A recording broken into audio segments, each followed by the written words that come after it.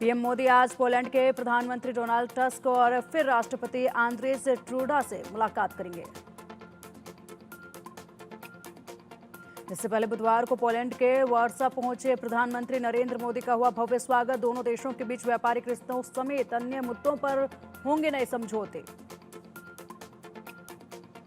PM Modi के दौरे को लेकर सबसे खास बात यह है कि पिछले 45 साल में यह किसी भारतीय पीएम की पहली पोलैंड यात्रा है।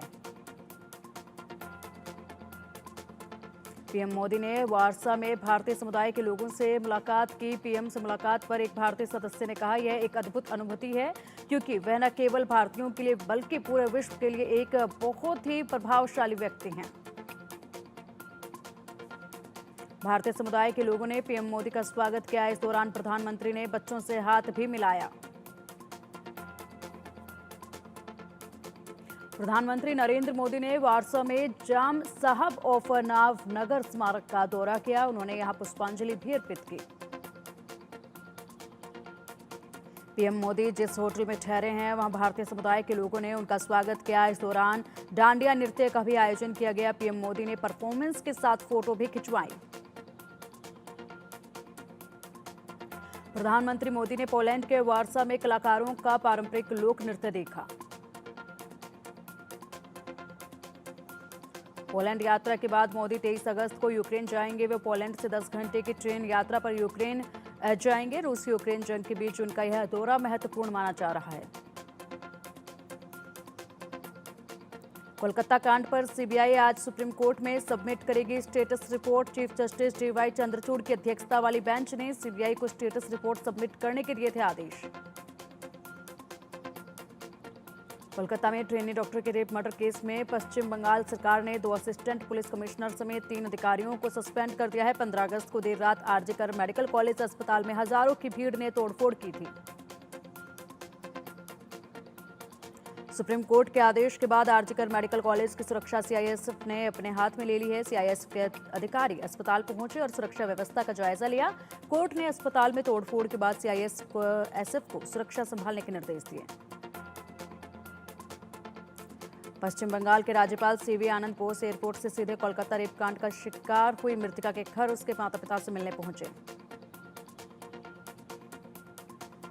कोलकाता के राष्ट्रीय होम्योपैथी संस्थान के डॉक्टरों ने आरजीकर मेडिकल कॉलेज एवं अस्पताल बलात्कार हत्या मामले में न्याय की मांग को लेकर विरोध प्रदर्शन किया।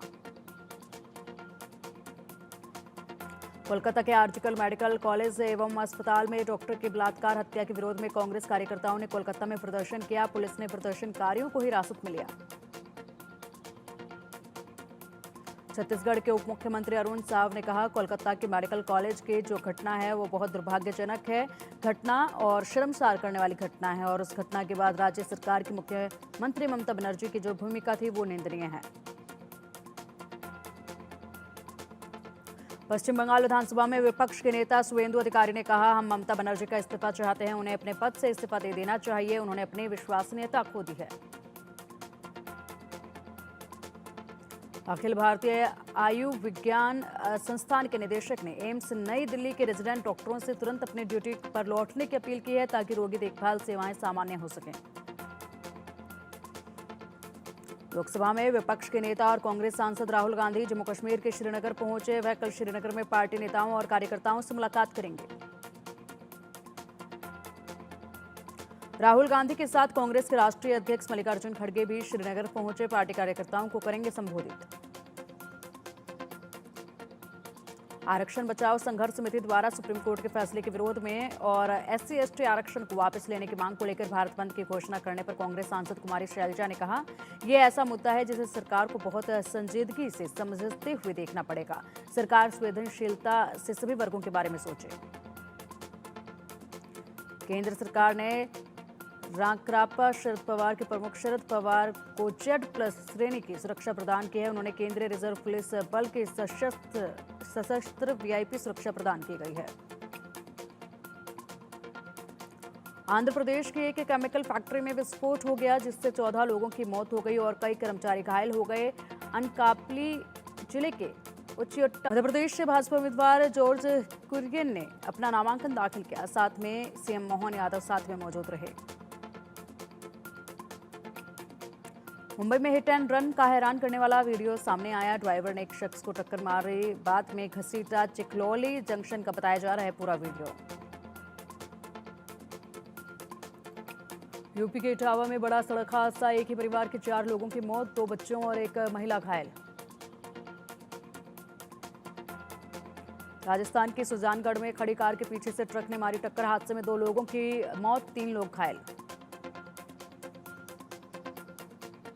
रूस यूक्रेन जंग में 6 लाख से ज्यादा रूसी सैनिकों की मौत हुई है। यूक्रेनी वेबसाइट कीव इंडिपेंडेंट के मुताबिक यूक्रेनी सेना के जनरल स्टाफ ने बताया कि 24 फरवरी 2022 को यूक्रेन पर हमले के बाद से 6 लाख से ज्यादा रूसी सैनिक अपनी जान गंवा चुके हैं। तुर्क में हमले से नाराज रूसी सिक्योरिटी काउंसिल की डेप्यूटी हेड दिमित्री मेदवेदेव ने कहा है कि यूक्रेन और रूस के बीच बातचीत के सारे रास्ते बंद हो चुके हैं। उन्होंने सोशल मीडिया पर कहा कि जब तक यूक्रेन की पूरी हार नहीं हो जाती तब तक बातचीत का कोई मतलब नहीं है। पाकिस्तान की संसद में चूहों की भरमार, चूहों से निपटने के लिए पाकिस्तानी संसद में बिल्लियों को काम पर रखा जाएगा। एक रिपोर्ट के मुताबिक सरकारी फाइलों की सुरक्षा के लिए पाकिस्तान की कैपिटल डेवलपमेंट अथॉरिटी CDA ने बिल्लियां रखने का फैसला किया है। ईरान में भीषण सड़क हादसा हुआ। हादसा उस वक्त हुआ जब पाकिस्तान से इराक ले जा रही एक बस दुर्घटनाग्रस्त हो गई। इस हादसे में 28 लोगों की मौत हो गई। बस में कुल 51 लोग सवार थे। अमेरिका में राष्ट्रपति चुनाव को लेकर सियासी पारा चढ़ता जा रहा है। डेमोक्रेटिक नेशनल कन्वेंशन में पूर्व राष्ट्रपति बराक ओबामा ने कमला हैरिस का खुलकर समर्थन किया। उन्होंने हैरिस को देश का अगला राष्ट्रपति बताया। अमेरिका की ओर से इस बात की पूरी कोशिश की जा रही है कि इजरायल और हमास के बीच संघर्ष विराम समझौता हो जाए। इस बीच अमेरिका के विदेश मंत्री एंटनी ब्लिंकन की पश्चिम एशियाई यात्रा समाप्त हो गई है, लेकिन संघर्ष विराम समझौता नहीं हुआ है। मलेशिया के प्रधानमंत्री अनवर इब्राहिम भारत दौरे पर हैं। उन्होंने जाकिर नाइक के प्रत्यर्पण पर पहली बार बयान दिया। उन्होंने कहा कि अभी तक भारत ने जाकिर नाइक के मामले को उठाया नहीं है। इजरायल हमास युद्ध को लेकर बड़ी खबर सामने आई। यह युद्ध पिछले साल अक्टूबर में शुरू हुआ था। उस दौरान बंधक बनाए गए कुछ लोगों के शव बरामद किए गए हैं। इजरायल की सेना ने इसकी पुष्टि की है। यूक्रेन ने रूस पर अब तक के सबसे बड़े हमलों को अंजाम दिया है। मॉस्को अटैक को लेकर खुलासा हुआ है कि नाटो ने हमले की पूरी तैयारी की थी। रूस के रक्षा मंत्रालय रूस के अनुसार रूसी क्षेत्र में 45 ड्रोन को मार गिराया गया है। अमेरिका के शिकागो शहर में डेमोक्रेटिक पार्टी का 4 दिवसीय नेशनल कन्वेंशन चल रहा है। कन्वेंशन में हिस्सा लेने पहुंचे अमेरिकी राष्ट्रपति जो बाइडेन ने कहा है कि उन्होंने डेमोक्रेटिक पार्टी की कमान कमला हैरिस के हाथों में सौंप दी है। वह अमेरिका की ऐतिहासिक राष्ट्रपति होगी। इस दौरान बाइडेन भावुक भी दिखे। कन्वेंशन के दौरान जो बाइडेन जब मंच पर आए तो लोगों ने खड़े होकर उनका स्वागत किया। इस दौरान बाइडेन काफी भावुक नजर आए। यूएई के अबू धाबी में अगले साल ड्रोन के रेस होने वाली है। इस रेस को जीतने वाले को करोड़ों रुपए का इनाम भी दिया जाएगा। इस अनोखे रेस के ऐलान के बाद दुनिया भर के टेक एक्सपर्ट और ड्रोन लवर्स की नजरें इस इवेंट पर टिकी हुई है। जापान में एक अजीबोगरीब वाकया सामने आया है। यहाँ एयरपोर्ट पर एक कैंची गायब हो गई, जिसकी वजह से 36 उड़ानें रद्द करनी पड़ी। 200 से ज्यादा विमानों में देरी हुई। भारतीय क्रिकेट कंट्रोल बोर्ड के secretary Jay Shah international cricket council के अगले चेयरमैन हो सकते हैं। उनकी दावेदारी मजबूत मानी जा रही है। आईसीसी के मौजूदा चेयरमैन ग्रेग बार्कले का कार्यकाल 30 नवंबर को खत्म हो रहा है। बार्कले ने कहा है कि वो तीसरा कार्यकाल नहीं चाहते हैं। भारतीय पुरुष हॉकी टीम भुवनेश्वर हवाई अड्डे पहुंची और शहर में भव्य सम्मान समारोह से पहले हवाई अड्डे से कलिंगा स्टेडियम तक रोड शो निकाला। ओडिशा के मुख्यमंत्री मोहन चरण मांझी ने पेरिस ओलंपिक में कांस्य पदक विजेता पुरुष हॉकी टीम से मुलाकात कर टीम को बधाई दी। भारतीय क्रिकेट कंट्रोल बोर्ड के आईपीएल से होने वाली कमाई में 2022 से 2023 के बीच 116% का इजाफा हुआ है। बीसीसीआई की सालाना रिपोर्ट में ये जानकारी दी गई है। बोर्ड ने 2022 के आईपीएल सीजन में 2367 करोड़ रुपए का मुनाफा कमाया था।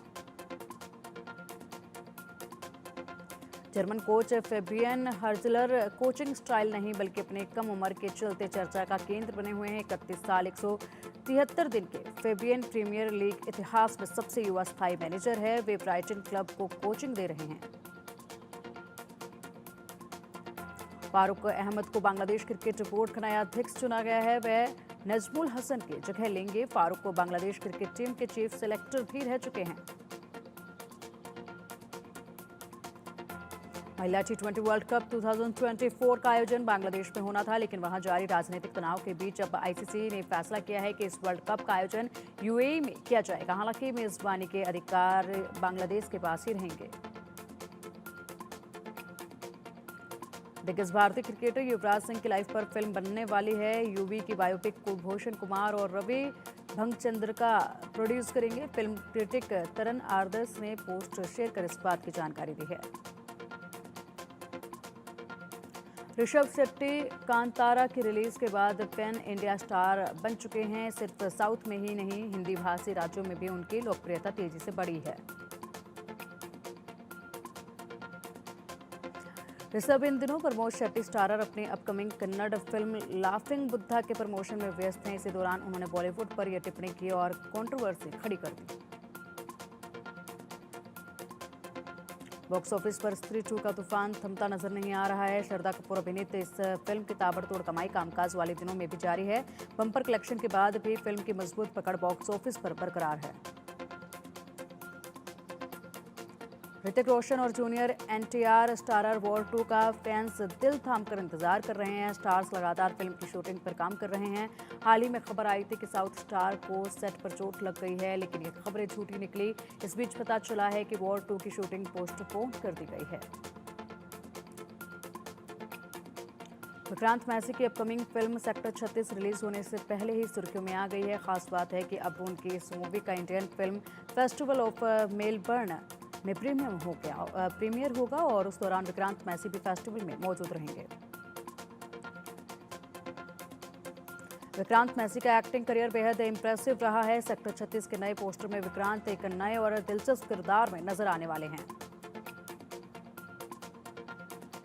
शाहरुख खान के बाद अब अभिनेता महेश बाबू को मुफासा द लॉयन किंग में अपनी आवाज देने के लिए चुना गया है। अभिनेता इस मच अवेटेड फिल्म के तेलुगु वर्जन में मुफासा के किरदार को अपनी आवाज देंगे।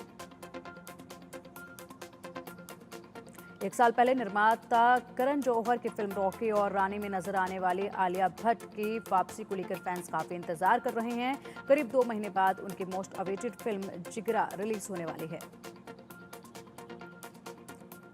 सलमान खान के सिकंदर का उनके तमाम चाहने वालों को इंतजार है। भाईजान अपने फैंस को अगले साल ईद के मौके पर इस फिल्म की सौगात देने वाले हैं। एक के बाद इस फिल्म को लेकर जो अपडेट सामने आ रहे हैं, उससे लग रहा है कि इसमें एक्शन का भरपूर डोज होने वाला है। कंगना रनौत की नई फिल्म इमरजेंसी पर विवाद। पंजाब के सांसद बोले, सिखों को गलत तरीके से दिखाया, फिल्म से बिगड़ेंगे माहौल, केंद्र से रिलीज को रोकने की मांग की गई। 41 की उम्र में प्रेग्नेंट होने पर युविका चौधरी का बड़ा खुलासा। बोली, नेचुरली कंसीव नहीं किया, आईवीएफ के जरिए हुई प्रेग्नेंट। अरशद वारसी ने प्रभास को बताया जोकर। साउथ एक्टर सुधीर बाबू को आया गुस्सा। छोटे दिमाग के लोगों की टिप्पणी से प्रभास का कद बहुत बढ़ा। करीना कपूर खान की फिल्म द बकिंगम मर्डर्स का टीजर रिलीज। फिल्म में जासूस जसमीत भामरा का किरदार निभाती नजर आ रही है करीना।